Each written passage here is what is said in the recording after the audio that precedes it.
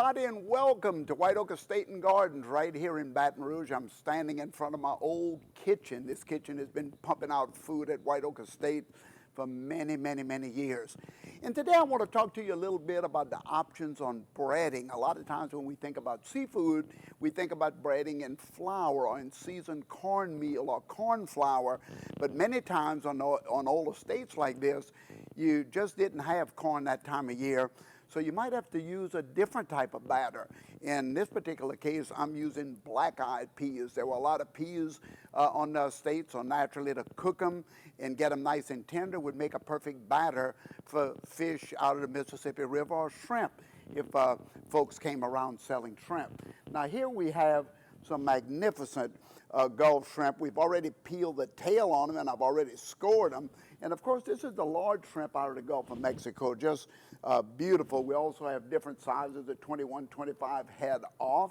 I like to do this particular black-eyed pea battered shrimp with the whole of the head on as well because I like to suck the heads too. Of course, we have the smaller variety of shrimp that many people see around the country. We're just blessed to have a variety of great seafood here next to the Gulf of Mexico. So what are we doing with this black-eyed pea batter? Well, first of all, like I said, you can get it in cans in any of the stores. And I'm going to take I'm going to make the batter right here in my food processor.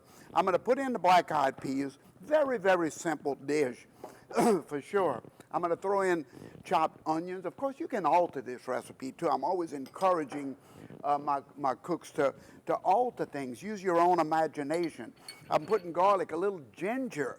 The Asians came to the Gulf of Mexico back in the early 1800s and brought some new ingredients like ginger here with us. I'm putting a little bit Creole seasoning. That's a mixture of salt and pepper and all of these different flavors. I'm putting some hot sauce in it as well, a variety of hot sauce in Louisiana. You're familiar with Tabasco, but there's 100 different ones for spice and flavor. And then, of course, I'm going to put in my leavening agent. My leavening agent is going to be beer. What's wrong with that, right? I'm doing about almost a full bottle, not quite. And into that, 2 eggs are going to go in. I'm going to put a pinch of salt. I'm just making a really nice wet batter here. A little pepper, depending on how much you want. I've already put the hot sauce in. A little granulated garlic. I already have garlic, but I'm adding a little extra. And then I'm going to put in the flour. Oh yeah, this is a batter. All those great ingredients. A little bit of olive oil. And then, of course, I can check it for flavor after. But let me see what we're going to have here. Put this on and get it nice and tight. Let me see how that goes on there. Well, the one we haven't, there it is. Now we're going to blend it all. And of course, the black-eyed peas are going to be chopped up into the batter, and that's going to give a lot of great substance. And you can see what it's looking like, how nice that is. I'm going to just mix it up really well. And I just want you to see what this looks like. Let me get a spoon here, or I think I have a nice spoon. I want you to get a good shot of this. Look how nice, thick and rich that batter is. It's almost like a pancake batter. You see how thick that is? And it's got all those wonderful flavors I just gave you. I'll put that back on. I have some already done over here. So I'm going to take the shrimp, and all of the seasoning is already in the batter. I have my temperature here about 375, and I leave the head of the shrimp exposed. I'm just putting, look at that batter. I'm going to go right into that hot oil, 375 degrees. Sometimes I leave the tail uncovered so we get some of that nice look as well. And oh, just beautiful. And the more I put in here, I tell you what, the more they pile up on the platter, the faster they're going to go. Look at the side. Look at that shrimp, huh? Look how beautiful that is. I always say that reminds me of my baby picture, right? Look how gorgeous.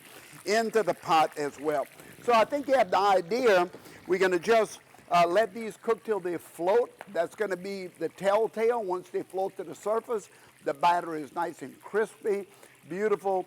All of those flavors that we put into the blender has come together on the tail of that shrimp.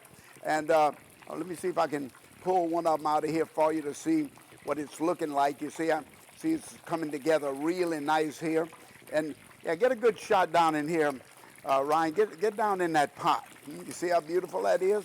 Look at that. Look at that shrimp. Oh. Now, I'm going to take them. I don't want to overcook them. The shrimp's going to cook really, really fast. So now I can just go on in and with my little, let me get a little spider here. That might be better. And just kind of reach down in there. Look at that gorgeous shrimp. I'm going to put it right next. Of course, we're putting our favorite little dipping sauce of any kind, tartar sauce, Creole sauce, any type of those sauces. Now, can you imagine that this is going to be a dish hitting the hors d'oeuvre table or just a nice seafood buffet? This is what it's going to look like. Y'all, black-eyed pea battered shrimp direct from White Oak Estate and Gardens. And you know what? We're just cooking with friends today.